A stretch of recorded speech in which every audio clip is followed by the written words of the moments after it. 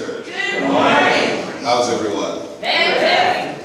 You know, as I was talking to Reverend Lisa in the back and became aware of the challenge that you had here with the plumbing issue, I was reminded of something that happened last week. I was speaking at another church last week, and when it came time for the offering, the person said, on next Sunday, I want everyone to come in with the big boy checkbooks. Now,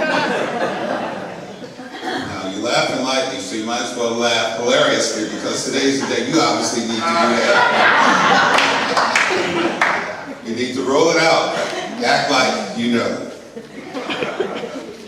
But I'd like to begin by saying Happy Hanukkah, Merry Christmas, Happy Kwanzaa, and Happy New Year. Amen. I'd like to get them all covered. Illumined Pathway is the topic of the month, and I'd like to begin by sharing with you a writing from the book of Psalms. Thou wilt show me the path of life. In thy presence is the fullness of joy. At thy right hand there are pleasures for evermore. Today I invite everyone to examine their pathway. And I'd like for us just for a moment to take a walk in time, to go back to January of this year, and sort of recreate within your mind the excitement that you felt during that period. You know, usually at the beginning of the year, we're all excited. We're making New Year's resolutions, commitments about all the wonderful things that we are going to do and how we're going to invoke change. And then the year comes along and begins to progress. And somewhere along the line, all those commitments that we've made to ourselves, all those wonderful claims and things and ideas that we entertain, somehow they get left along the wayside. You know, we were excited to make them in the beginning, and it makes us kind of look at the commitments that we make and ask ourselves, are they really real? And during that period, a lot of you came to church, or not to this church, or at other places of inspiration, and you went to be inspired. And I often wonder, you know, what is the cause of that inspiration? Was it to become even more empowered to commit to the things that you've already committed to, or to become empowered to carry those things out? But what was your purpose? And what was it that you got out of that experience? Imagine 12 months of going to a place for inspiration. 12 months of going somewhere to be inspired. 12 months of going to be empowered. 12 months of listening to principle. 12 months. A lot of hours. What happened? What did you glean? What did you retain? And the information that you received, what did you do with it? As the year progressed, did you see that your life got better? As the year progressed, the things that you committed to yourself, did they begin to unfold? As the year continued to progress, did your demonstrations grow even greater? As the year continued to unfold, the principles that you have learned, were you able to put those things in practice? You came, you sat. What did you glean? What did you receive? What did you hear? And how did that alter your circumstance? If the plan, of course, was to become more enlightened, today is the day of your review. One might ask themselves, do I feel that I am more enlightened? Do I feel that I am at a higher place spiritually? Do I feel that the attainments that I set for myself, physically, financially, otherwise, did any of that take place? Just think for a moment about the ideas and the concepts that you were so excited about in the beginning. Now we're at the end of the year. It's the time of our review. And tomorrow we'll start all over again. Tomorrow's the beginning of another year. And tomorrow the cycle continues once again. We will stand up and we will cite out great resolutions. We'll make great commitments. We'll talk about the great things that we want to accomplish. But think back on this year and allow yourself to grow until the next year. But what I want to convey this morning is that it is all about you. Yes. It is all about you. And in light of that, I have an affirmation I'd like for you to affirm with me. I'm going to say it, I want you to listen to it, I want you to process it, and then we're going to say it together. It is all about the consciousness I create and maintain. Just that simple. Let's say that together. It is all about the consciousness I create and I maintain. Now, two key words there. Create and maintain. You have the ability to do both. And it is up to you to decide whether or not you will do both or either one of those things. The Apostle Paul, in one of his writings to the Romans, says this. He said, "And do not be conformed to this world, but be ye transformed by the renewing of your mind, that ye may prove what is that good and acceptable and perfect will of God." Transformation is a great word, but it can become an awesome experience. But once again, it's all about you, because in order for transformation to take place in your circumstance, you have to cause it. Yes. Everything begins and ends within your mind. You know, oftentimes we want to think about the things that are happening in someone else's experience. And we hear great things during the year and great empowering ideas, but it's all about you. And once you become empowered, then you become a light that shines for someone else to see how you became empowered, and they'll ask you likewise, how can that happen to them?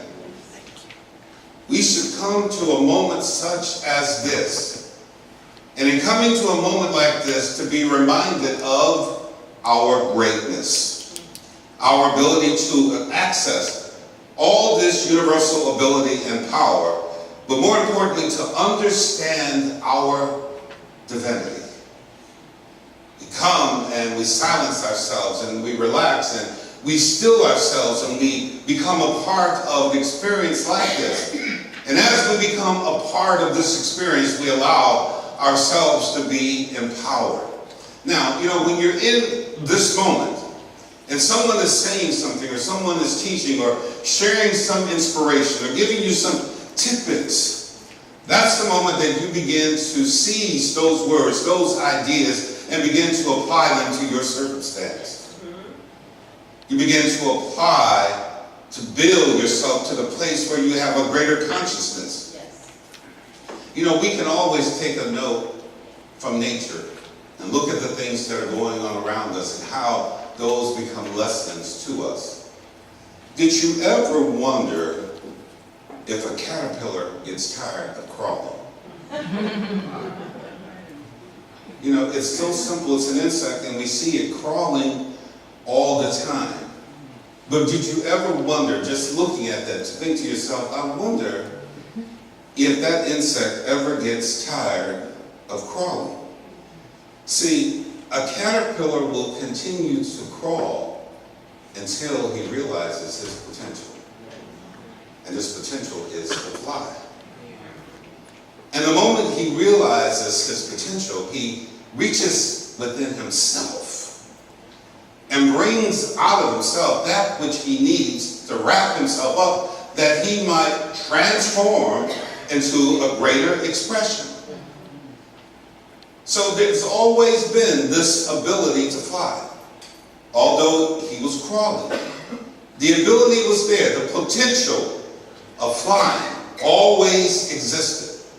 But at some moment in time, the caterpillar connects with its potential.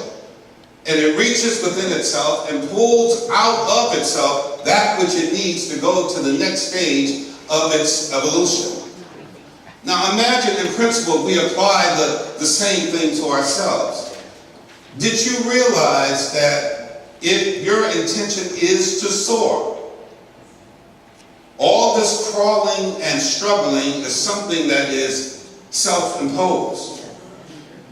You are to soar. So one would say, well, if I am to soar, then why am I not soaring? Well, that becomes a great question. And the answer lies within yourself. Because everything you need in order to soar has already exists within you. You just need to know how to pull it out, to use it, and then begin to soar. See, within each of us, we have an abundance of faith and belief. And the moment we absolutely reach within the depth of our being and pull that out and wrap ourselves up in that, we're able then to live our own realities. So why do we struggle? Why do we crawl? Why do we impose these deficiencies on ourselves? The Spirit has blessed each of us with the greatest potential gift that we could ever have, and it's called imagination. Such a simple term. We think about it, we speak about it, but we don't use it enough as it relates to ourselves. But this is the gift of God to us. Imagination. Charles Fillmore explains exactly what it is. He says that it is a faculty of mind that images and forms. It is the power to shape form and thought. Now, all this is inherently within each of us, given to us equally. And oftentimes we look at individuals and we marvel at their successes, we marvel at the attainments that they have been able to achieve and wonder, when is our turn? Well, when do you calm yourself, sit back, and begin to use what's been given unto you? Going to back what I just previously said, within each of us is faith and belief. You go to a place of inspiration, and when inspiration is being shared, do you reach within yourself, pull out those two things, and wrap yourself up with those things, and believe that the greatness that is inherently yours is now being set forth? Another affirmation for us to begin to use our imagination is this. Listen to this word. With the power of imagination, I envision new possibilities in my life. And see, often I'm giving you affirmations because oftentimes we need to talk to ourselves to convince ourselves about the truth for ourselves. And the more we say it to ourselves, the more we're able to accept it. So let's say this one together. With the power of imagination, I envision new possibilities in my life. Now what does this mean? It means that you don't just have to settle for anything that does not meet your expectation. And we're quick to do that. We're quick to settle because oftentimes, I label it as being intellectually lazy. We don't want to imagine. We just rather deal with all the grief that comes towards us, so we'll have something else to complain about. What if we just sort of twist that around and say, I need something to brag about rather than something to complain about? If I were to say to you in this moment, can you image in consciousness your expectation? In other words, whatever it is that you expect out of life, wherever it is you want to go, whatever it is you want to achieve, however far that might be, can you see it in your own mind? And if you can see it, what does it look like? See, oftentimes we get so caught up in the process of how this is going to happen rather than just to see it for what it is. See the end result, because that's the experience that you're looking for. You're not looking for how it unfolds, you're just looking for the end result. So can you see it in consciousness? What is your expectation? Where do you want to go in this great adventure that we call your life? And do you believe that it is indeed possible? The mystical teacher and writer and author Joe Goldsmith, he lends this to this thesis. He says, you need never seek your good outside yourself. You never need to seek your good outside of yourself. Now, if we can believe that, then why are we always looking for someone else to bring us what it is that we need to succeed? He goes on to say, it is time that your good comes to you apparently, and that it comes as a person, as a thing, or through some individual or circumstance. This is how our good comes to us, oftentimes, as a person, as a thing, as an event, or through some circumstance. He goes on to say, all good, however, comes through the realization of your own self-completeness. All good. No limitation to it. Every sense, every bit of good that one is able to receive comes from our own sense of self-completion. You are whole, complete, and perfect right where you are. You are the result of God's interaction upon itself. An idea that I shared with you earlier this year is that you are that place where God goes forth into your world as you. You are that place where the divine shines through you. It is your life that God is using as evidence of its presence within your experience. Yes. So we are using an inescapable presence and power. And why don't we sort of use it to bless our circumstance with the gift that God has given unto us, and that is our imagination. Can you imagine yourself doing anything different than what you have been doing this entire year? And I'm not asking for a response, I'm just asking for you to process this within your mind. Can you imagine yourself doing something different? If so, what would that be? Can you imagine yourself having a greater level of success than you had in this past year? Can you imagine yourself growing even greater spiritually than that which you've experienced in this past year? And that's what this has been, a past year. And now we're standing at the threshold of a pathway to a new experience. Another 12 months of us to experience our greatness. Another time for our potential to rise to the surface. Another moment for us to demonstrate all of this that we've been sitting and listening to for 12 months. Yes. It's like to give it light now. Yes. To let our light shine. To demonstrate the greatness and the good and the wonderful things that we have laid claim about God. Let that be our reality, but let it shine forth as our own experience. Now, the year was filled with a lot of experiences maybe that were not so good.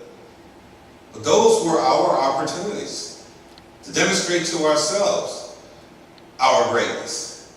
Those were not pitfalls for us to stay in, but rather for opportunities for us to climb out and once again to prove to ourselves that we have the ability to soar. That is the divine intention for each of us, to soar. So when you leave out of here today and you go to wherever it is that you may go and wake up on tomorrow in a new year, you need to proclaim to yourself, this is my moment to soar. You know, all that crawling and struggling and all that other stuff, I'm leaving it behind. That was the 2017 experience. Well, that means that once again, those two key words I gave you earlier, to create and maintain, they become really important for you. Yeah. Because now you have the ability to create an experience. You know how you create it. You create it in imagination. Yes. You see it first in mind. Yes. That's where everything begins, in mind. An idea, acting as a seed, self-contained, having everything that it needs for its unfoldment. All it needs you to do is to nurture it with your faith and your belief, and then let it happen. Yes. Now, we're not going to do that often because we feel that we need to be more involved in the mix. And to that end, Dr. Ernest Holmes lends his voice to this, and this is what he says. Whatever the mind holds to and firmly believes in forms a new pattern of thought within its creative mode. As whatever thought is held in mind tends to take outward form in new creations. This is the secret and the whole secret of the creative law of mind. Everything that is held within mind and believed in tends to take form. And that form tends to present itself in our outward experience as a manifestation. Each of us have equal ability to do just that. Each of us have equal ability to transform our lives to something that we absolutely desire. We need to be able to live our reality. And we need to go out of here today knowing that we've been blessed to do just that. Yes. We don't because we deny ourselves. See, we give our focus to a lot of different things. And if you ever want to know what it is that you're giving your focus to, look at the prevalent things in your circumstance. That's where your focus has been. And when those things no longer serve you, change the focus. Change your mind, change your thinking. And when you change, you will change the outcomes. Now, if that's what you want. You know, so often we say we want these things because it makes good conversation. But when we are alone and we're assessing our own selves and where we are in the whole scheme of things that we call our life, and we decide that I want more, I need to change this, I need to move that, begin to imagine. Because it is through your imagination that you are invoking the creative law of mind and causing it to work and alter the things that you no longer find happiness with. Another gift.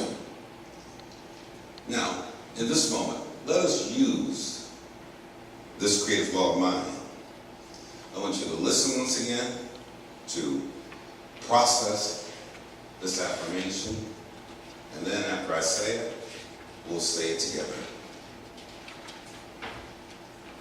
There is but one mind. That mind is filled with love, power, vision, know-how, peace, joy, and greatness. That mind is God. And it is my mind now, for I and my Father are one. Today, empowered by Spirit, I create through the faculty of imagination my innate spiritual ability to dream, envision, and fashion in my mind that which I wish to see as my reality. And for this understanding, I am truly grateful. Process that. Your ability to use the power of the creative law of mind. Now let's say it together. There is but one mind. There is but one mind. That mind is filled with love. That mind is filled with love. Power. Vision. Know-how. Peace. Joy. And greatness. That mind is God. And it is my mind now. For I and my Father are one. Today, empowered by Spirit, I create through the faculty of imagination my innate spiritual ability to dream, envision and fashion in my mind that which I wish to see as my reality. And for this understanding, I am truly grateful. Thank you, Mother, Father, God. And so it is. Now, an affirmation like that, and those that come out of the genius of your own creation, are the tools that you use to activate the creative law of mind. And in the activation of the creative law of mind, you're using your imagination, your gift of the Spirit, to draw into your circumstance greater good, greater accomplishment, to bless you at a level heretofore never seen, to allow yourself to soar as opposed to crawl, to realize that the greatness of God is within you, because you've identified yourself with this greatness by saying that you are one with Him. Now, if you and the Father are one, let us go into the new year acting that way. Let us go in the new year speaking that way. Let us go into the new year calling for from a place unseen the good that we realize is indeed our own. But once again, it is the result of the consciousness that you create. And the choice is yours. Because you could choose not to. And that is your right. So now, after the affirming and the willing to take the courage to call the greater good into your circumstance, imagine for a moment that you have transcended all the mundane, and that you are standing face to face with your own great potential. What do you do with it? How do you use it? How do you bless your circumstance? How do you alter your own reality? How do you cause your belief to become even greater? And how do you allow yourself to dig within and pull out that great faith that you're able to wrap yourself up in? See, it takes a bit of imagination to see all of that. But you have just that. A vivid imagination.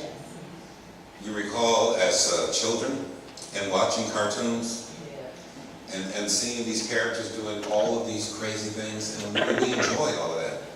And just think for a moment, that was someone else's imagination. And we enjoyed it. And they enjoyed us enjoying it as they laughed all the way to the bank. The clothing that we are wearing is the result of someone else's imagination. And we looked at it and we touched it and we liked it and we bought it and we put it on and we thought we looked good with it on. And they did too. And they laughed all the way to the bank. The cars that we drive is someone else's imagination. And it goes on and on and on. But now today it is our time to say that this is the result of my imagination. This is what Spirit has provided through me. You know, there are new songs to be sung. There's new music to be written. There's new poetry to be recited.